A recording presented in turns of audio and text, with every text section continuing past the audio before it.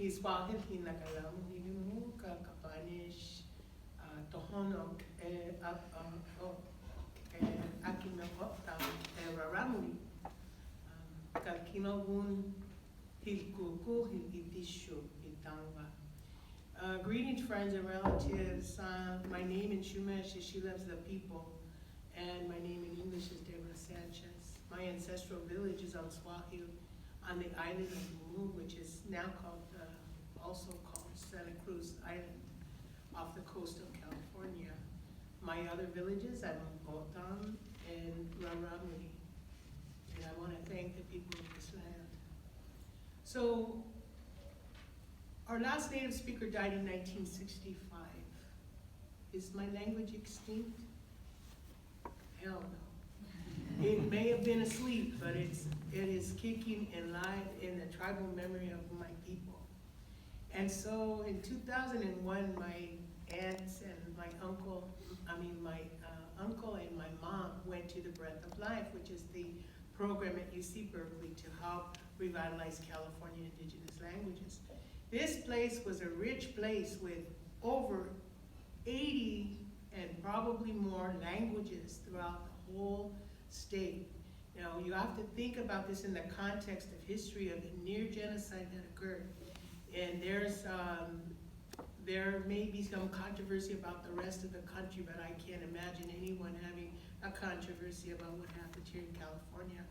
And you have to look at the backdrop of, okay, so we had the Spanish coming from the south who made missions all the way from San Diego to Monterey.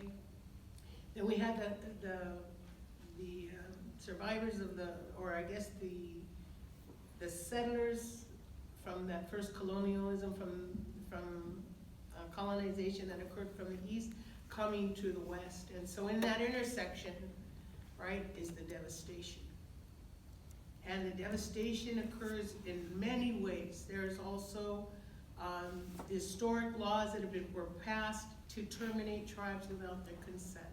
So the federal government would no longer recognize you. And then without recognition, you're not also gonna get benefits. So there's also the history of laws against languages and customs. So this is critical. But not only that, the native people in California that were missionized, they were not free to leave the mission. There are stories about hands being cut off and whips that had to occur. And then in 1850, there was a famous statement by the California's first governor that talked about the extermination of native people. There were editorials all around in the 1850s and 60s about exterminating native people. And the reason I want you to know that is because if you're a linguist or an anthropologist or you're studying these and that's your major, I want you to consider also maybe lending your support or lending your heart to the indigenous languages of California.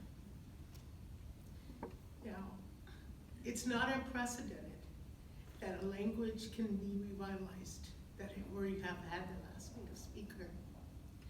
And the Wampanoag did it in the East Coast, all right? So if you see the movie, We Still Live Here, there was a dream that Jessie Littledale had, and she heard people talking about the language, in a different language first. And then at some point, they also told her to see if the people want the language to come back. And then from there, she didn't have to have a degree, but she got a fellowship to MIT, and along with a professor of linguistics, helped revitalize that language. When her daughter was born, after her and her husband had begun studying and teaching and being a student of the language, they were known, remember, over 100 years had passed by before that language was respoken. When her baby was born, that's what they talked to the baby. It was, I think she's about 11 or 12 years old now, but they spoke to her only in Wampanoag. And as a result, there was the first native speaker of Wampanoag in over 100 years. Now the Wampanoags had a Bible that was translated into Wampanoag. because the missionaries thought it's a heck of a lot easier to translate a whole Bible than to try to convert or teach them English to each Wampanoag prison one by one by one. And so, there's a good story about bringing the language back. So my journey has been, it's also been academia has also been prohibited in terms of the access. So when I was a community member and I was doing the Arrington Project, that was one way for me to have access to these notes.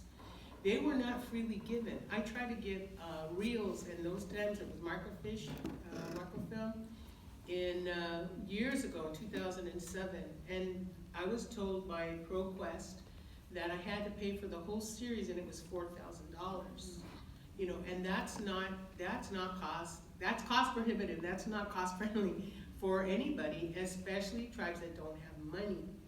And so as a result, I worked on the Harrington Project for about 2 years, and it took me about 2 years to translate about 400 pages. Not only that, but I had to learn the linguistic style of J.P. Harrington. He had his own system, okay? He had his own system.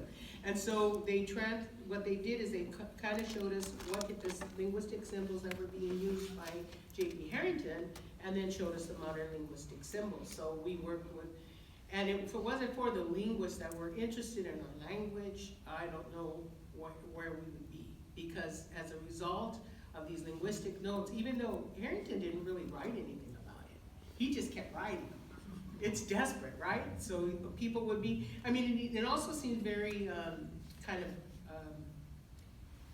I guess maybe unkind in some respects, because the people were dying, he'd like want to go there and write immediately about everything that he could to capture this language, these languages and these people that were barely hanging on.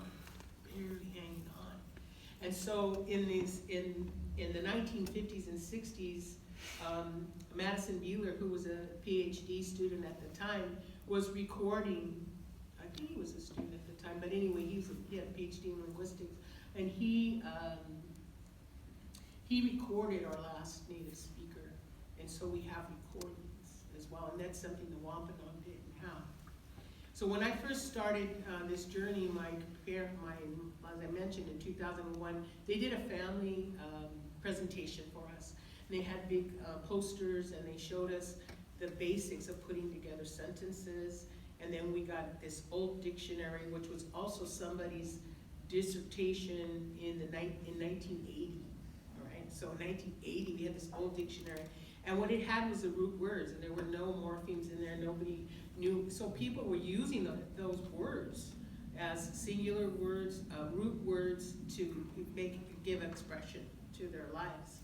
But there wasn't anything to really, and there were no classes, and so these dictionaries, dissertations from Suzanne Wash and Dr. Richard Applegate and Dr. Ono, and also from Madison Beeler, I studied those. That's what I studied, right, on my own. The law, I graduated from law school over 30 years ago, and but it was very helpful in terms of putting together how a language works. But there's a lot of things, technical things that I didn't know about linguistics, trying to figure out what do they mean by this, what do they mean by that when I'm reading their dissertations. And so I'm actually going to try to get a PhD in linguistics after all these years. But it's my life's work. It's what I really want to do. And so I want to give you an example of something. And I have students that are in Santa Barbara. I travel once a month. It's about 240 miles round trip. I also travel to Ventura, which is about 200 miles round trip. And I